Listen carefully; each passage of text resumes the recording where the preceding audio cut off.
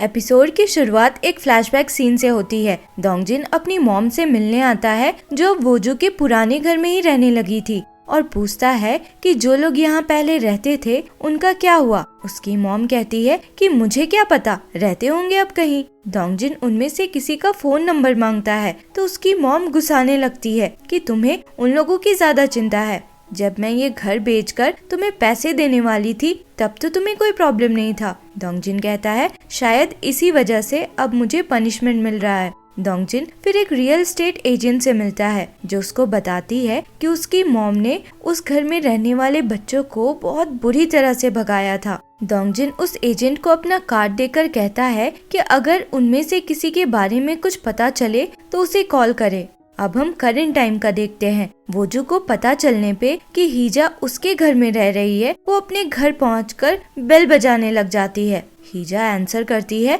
तो वोजू चिल्लाने लगती है कि तुम यहाँ क्यों रह रही हो, तुम्हें घर बेच देना चाहिए था। वोजू बहुत गुस्से में थी। उसका चिल्लाना सुनकर हीजा पुलिस को कॉल लगा देती है। दूसरी तरफ डोंगजिन को वो रियल एस्टेट एजेंट कॉल करके बताती है कि जिस लड़की को तुम ढूंढ रहे हो वो यहाँ आने वाली है। डोंगजिन तुरंत ऑफिस से निकलकर उस एजेंट के यहाँ पहुँचता है तो वो कहती है कि वो यहाँ आई नहीं, शायद अपने घर गई होगी, तो तुम वहाँ जाकर चेक करो। डोंगजिन वहाँ पहुँचता है पर तब तक पुलिस वाले वोजू को ले जा चुके थे। इधर वोजू की आंट उसके बदले फाइन देकर उसे छुड़ाती है। बाहर निकलकर वोजू की आंट उसे डोंगजिन का कार्ड देकर कहती है कि हीजा का बेटा उससे बिल्कुल अलग है। वो एक रियल एस्टेट एजेंट को अपना कार्ड देकर रखा है ताकि तुम लोगों के बारे में पता चलने पर वो तुम लोगों से माफी मांग सके। और तो और वो हीजा को मनाने भी वाला है ताकि तुम लोगों को अपना घर वापस मिल सके। ये जानकर वोजू एकदम शॉक्ड रह जाती है। उसे बहुत ज्यादा गिल्ट होने लगता है क्योंकि अब तक तो वो डोंगजिन को अपना दुश्मन मानती थी और इसलिए उसके कॉम्पिटिटर का भी साथ दिया था। पर अब ये जानकर कि डोंगजिन तो उसके और उसके भाई बहन का भला सोच रहा था, उसे बहुत बुरा फील होने लगता है।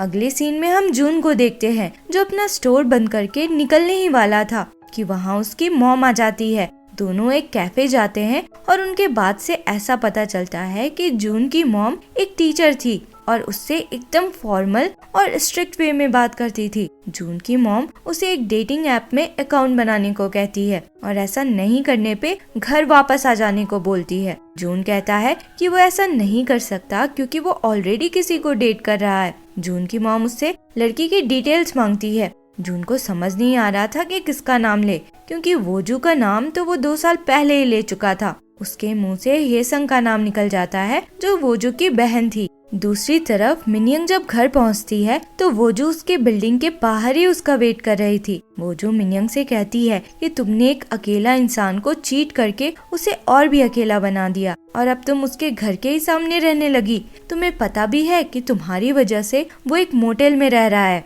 अब अगर तुम रोज मुझे देखना नहीं चाहती तो यहाँ से चली जाओ। मिनियंग कहती है तुम्हें क्या लगता है तुम मुझसे जाने को कहोगी और मैं चली जाऊंगी? अगर मैं इतनी ही अच्छी होती तो चीट ही नहीं करती।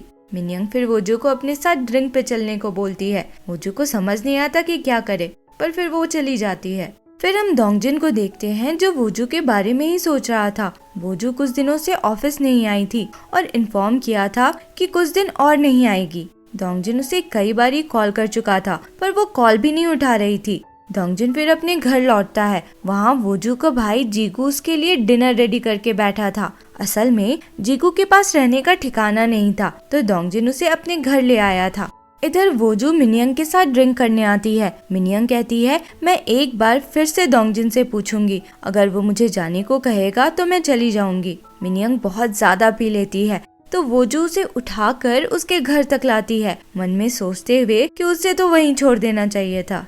अगली सुबह जून हेसंग को बताता है कि उसे उसकी मॉम के सामने उसके गर्लफ्रेंड बनने का नाटक करना होगा तो हेसंग बहुत हंसती है। हेसंग फिर बताती है कि वोजू रात में घर नहीं आई, शायद फाइनली उसका बॉयफ्रेंड बन गया है। तो ये सुनकर जून का चेहरा थोड़ा उतर सा जाता है। इधर वोजू रात में मिनियंग के घर पे ही सो गई थी। सुबह उठ के जाने से पहले वो चेक करती है और डोंगजिन के नीचे जाने के बाद ही निकलती है पर डोंगजिन अपना फोन छोड़ाया था। वो वापस अंदर जाता है तो लिफ्ट के अंदर वोजू थी जो उसको देखकर बाहर ही नहीं निकल रही थी और छुपने जैसा कर रही थी। डोंगजिन उसे साथ चलने को कहता है और फिर पूछता है कि तुम रात में कहाँ सोई हो। वोजू बताती है कि मिनयंग के यहाँ। वोजू को भूख लगी थी तो दोनों एक रेस्टोरेंट जाते हैं। वोजू बहुत नर्वस फील कर रही थी तो डोंगजिन कहता है कि आराम से खा लो, खाने के बीच में मैं कुछ नहीं पूछूंगा। खा के दोनों कॉफी पीने जाते हैं और वो जो खुद ही बताने लगती है कि उसे पता चला कि मिनयंग उसके घर के सामने रहती है। तो उसे बहुत गुस्सा आया कि उसकी वजह से डोंगजिन मोटेल में रह रहा है और वो बड़े आराम से अपने घर में रह रही है, इसलिए वो उसे वहाँ से घर खाली करने को बोलने गई थी। डोंगजिन कहता है पर तुमने ये सब बोला क्यों? तो वोजू कहती है क्योंकि मेरा मन हुआ। वोजू फिर डोंगजिन के साथ ऑफिस तक आती है तो वहाँ जून उसका वेट कर रहा था। जून गुस्से में लग रहा था तो वोजू उसका हाथ पकड़कर वहाँ से ले जाती है और कहती है कि जैसा तुम सोच रहे हो वैसा कुछ नहीं है। जून डोंगजिन से कुछ बात करना चाहता था पर वोजू उसका हाथ जोर से पकड़ लेती है। नेक्स्ट सीन में हम देखते हैं कि डोंगजिन एक मीटिंग के बीच में था और सब लोग कैंपिंग फेयर ऑर्गेनाइज करने के बारे में ही डिस्कस कर रहे थे। वोजू का काम हो गया था तो वो आकर कहती है कि अब वो घर जा रही है। जब वो जा रही थी तो डोंगजिन लगातार उसे ही देखे जा रहा था। सुनवो ये नोटिस कर लेता है और समझ जाता है कि डोंगजिन वोजू को लाइक करता है। ऑफिस से वोजू जून की फार्मेसी आती है और दोनों साथ में ड्रिंक करने जाते हैं।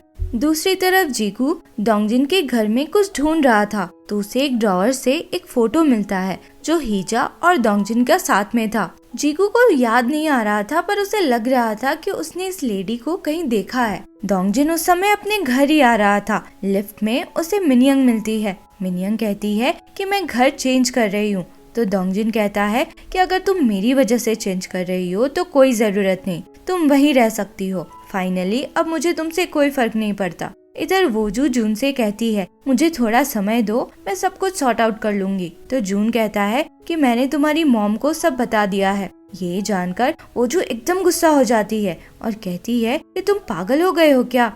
तो जून कहता है तुमसे ज्यादा पागल नहीं हूँ। वो आदमी उस औरत का बेटा है जिससे तुम दुनिया में सबसे ज्यादा नफरत करती हो और अब तुम उसी से क्लोज हो रही हो।